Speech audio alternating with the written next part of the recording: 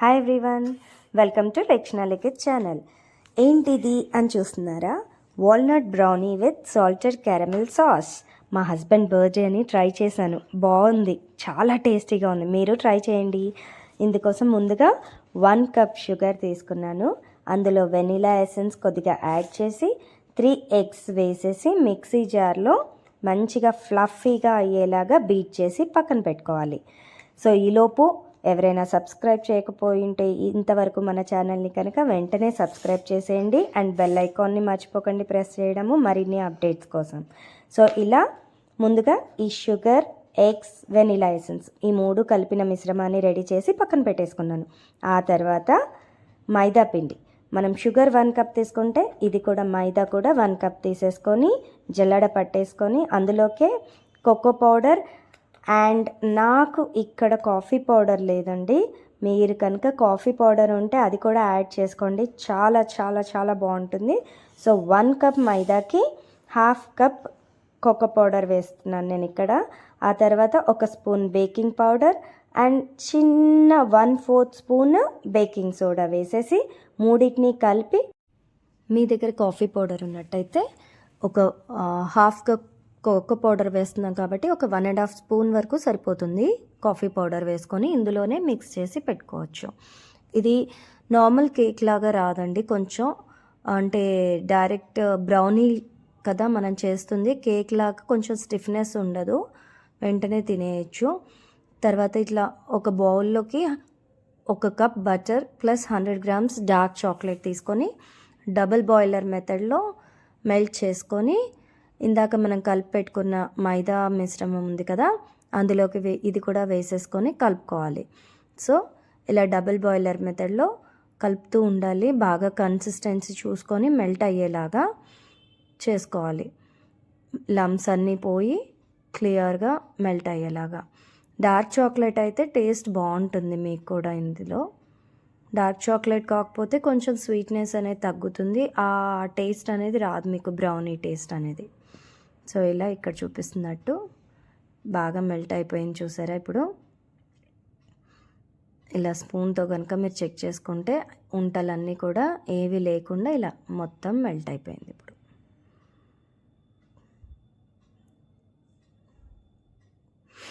ఈ మెల్ట్ అయిన మిశ్రమాన్ని ముందుగా మనము మిక్సీ జార్లో ఫ్లఫీగా చేసి పెట్టుకున్నాం కదా, ఎగ్స్, షుగర్, అది కూడా వెనీలా ఎసెన్స్ వేసి అది కూడా ఇందులోకి వేసేసి 3 కలిపి కట్ అండ్ ఫోల్డ్ మెథడ్లో బాగా కలుపుకోవాలి.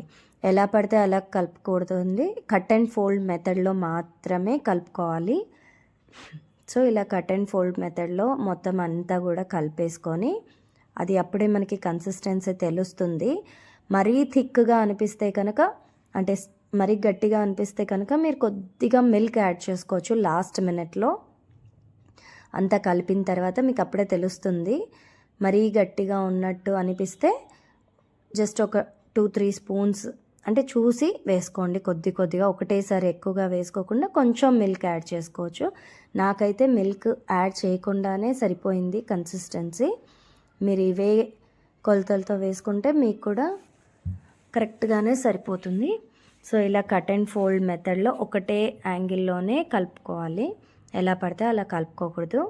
అంతా కలిపిన తర్వాత మనం కేక్ మౌల్డ్ లేదా ఇంట్లో ఏది వీలుగా ఉంటే అది కొంచెం కేక్ షేప్ వచ్చేలాగా ఆ మౌల్డ్ ఒకటి తీసుకొని దానికి బటర్ కానీ ఆయిల్ కానీ గ్రీస్ చేసుకొని, నా దగ్గర అయితే పేపర్ ఉంది, ఆ పేపర్ పెట్టేసి ఆ పేపర్ పైన ఆయిల్తో గ్రీస్ చేసి పెట్టుకున్నాను.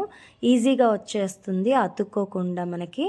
సో అందుకని నేను ఆ పేపర్ వేసుకున్నాను. ఇలా బటర్ కూడా గ్రీస్ చేసి తీసుకున్నాను. అందులోకి మనం ముందుగా కలిపి పెట్టుకున్న మిశ్రమాన్ని చూస్తున్నారుగా, అది ఇందులో వేస్తుంటే ఎలా ఫోల్డింగ్స్ వస్తున్నాయో, ఆ ఫోల్డింగ్స్ పడుతుంటేనే మనకు తెలిసిపోతుంది కరెక్ట్ కన్సిస్టెన్సీలో ఉంది అని చెప్పి. అది ఆ గిన్నెలోకి వేసిన తర్వాత మనం దాన్ని కొద్దిగా ఇలా కుదిమితే హోల్స్ కానీ గ్యాప్స్ కానీ ఏవైనా ఉంటే అవి మొత్తం ఫిల్ అయిపోతాయి. అక్కడక్కడ మనకి బబుల్స్, హోల్స్ ఉంటాయి కదా, అదంతా కూడా ఏం లేకుండా సెట్ చేసేసుకోవాలి. దీనిపైన లాస్ట్ అండ్ ఫైనల్గా ఈ వాల్నట్ ఏదైతే ఉందో 1 కప్ వాల్నట్ని నేను చిన్న చిన్న పీసెస్గా కట్ చేసి తీసుకున్నాను. సో అవన్నీ కూడా ఇట్లా స్ప్రెడ్ చేసుకొని స్ప్రింకిల్ చేసుకొని పెట్టేసుకోవాలి. ఇదంతా ప్రాసెస్ నడుస్తున్నప్పుడే నేను ప్యారలల్గా నాకు చిన్న సైజ్ బౌల్స్ ఏం లేవని నేను కుక్కర్ పెట్టేసుకున్నాను. కుక్కర్ని ప్రీహీట్ చేసుకున్నాను. అందులో ఒక స్టాండ్ పెట్టేసి ఆ స్టాండ్ పైన ఈ బౌల్ పెడుతున్నాను. మీరు ఈ కుక్కర్ ప్రీహీట్ చేస్తున్నప్పుడే స్టాండ్ పెట్టినప్పుడు అక్కడ కొద్దిగా షుగర్ ఏదైనా ఉంటే షుగర్ అండ్ సాల్ట్ ఏదైనా ఉంటే క్రిస్టల్ సాల్ట్ వేసేసుకోవచ్చు. మనకి కుక్కర్ కూడా అంత నలుపు అవ్వకుండా బాగుంది. సో నాకైతే 25 to 30 minutes టైం పట్టిందండి కేక్ రెడీ అవ్వడానికి. ఇది రెడీ అయ్యేటప్పుడు కూడా మీరు ఇలా ఏదైనా టూత్ పిక్ పెట్టి తీస్తే క్లీన్గా వస్తే కనుక కేక్ రెడీ అయిపోయినట్టు, ఏమీ స్టిక్కీ అవ్వకుండా. దెన్ ఆఫ్ చేసేసుకోవచ్చు. స్లో టు మీడియం హీట్లోనే 25 to 30 minutes పెట్టుకున్నాను. సో ఇప్పుడు వచ్చేసి సాల్టెడ్ క్యారమిల్ సాస్ చూసేద్దాము.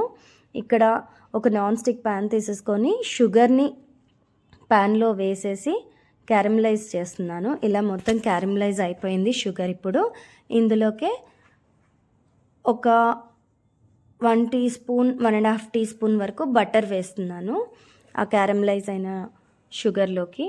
ఈ బటర్లోకే నెక్స్ట్ అది కన్సిస్టెన్సీ కలుపుతూ ఉండాలి చూడండి, మళ్ళీ గట్టిగా అయిపోకుండా. కొద్దిగా సాల్ట్ స్ప్రింకిల్ చేసేసుకొని ఫ్రెష్ క్రీమ్ అయినా సరే, విప్పింగ్ క్రీమ్ అయినా సరే, మీ దగ్గర ఏ క్రీమ్ ఉన్నా సరే, ఒక కప్ క్రీమ్ని ఇందులోకి వేసేసుకొని లాస్ట్లో ఒక 2 minutes జస్ట్ స్టవ్ మీద అదంతా కూడా ఇట్లా మిక్స్ అయిపోయి మీకు అప్పుడే తెలిసిపోతుంది కన్సిస్టెన్సీ. కలుపుతూ ఉంటే హార్డ్లీ 2-3 minutes కన్నా ఎక్కువ టైం పట్టదండి. సాస్ ఇది రెడీ అయిపోతుంది.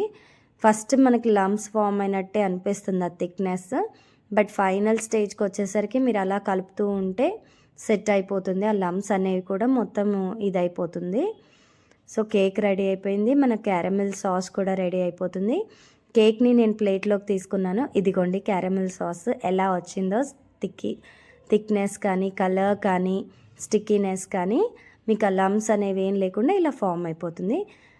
యాక్చువల్గా అయితే ఇంకా కొంచెం లిక్విడ్ లాగా కూడా మీరు ముందుగానే తీసేసుకోవచ్చు. నేను కొద్దిగా ఎక్కువసేపు ఉంచడం వల్ల థిక్నెస్ ఎక్కువ అయిపోయింది. సో అది దాని మీద పోర్ చేయకుండా నేను ఇలా అప్లై చేసుకుంటున్నాను స్పూన్తో. అది కొంచెం లిక్విడ్ లాగా ఉంటే కనుక మీరు దానిపైన ఇలా డ్రిజిల్ చేసుకోవచ్చు, అలా అయినా బాగుంటుంది. చూస్తున్నారుగా మా పిల్లలు మధ్యలో నేను చూస్తా అని ఇలా టచ్ చేసేసరికి అది కొద్దిగా బ్రౌనీ కదా, మెల్ట్ అయిపోయింది లోపలికి కేక్. ఫైనల్లీ రెడీ అయిపోయిందండి. మా హస్బెండ్ కూడా రెడీగా ఉన్నారు. ఆయన ముందు తీసుకెళ్ళి పెట్టేసి కేక్ కట్ చేపించడమే ఆలస్యం. మా ఛానల్ని సబ్స్క్రైబ్ చేసుకోవడం మర్చిపోకండి. బెల్ ఐకాన్ క్లిక్ చేయండి. మరిన్ని అప్డేట్స్ కోసం మేము ముందుకు వచ్చేస్తాం. Thank you for watching. Ingredients and recipe details డిస్క్రిప్షన్లో చూడొచ్చు.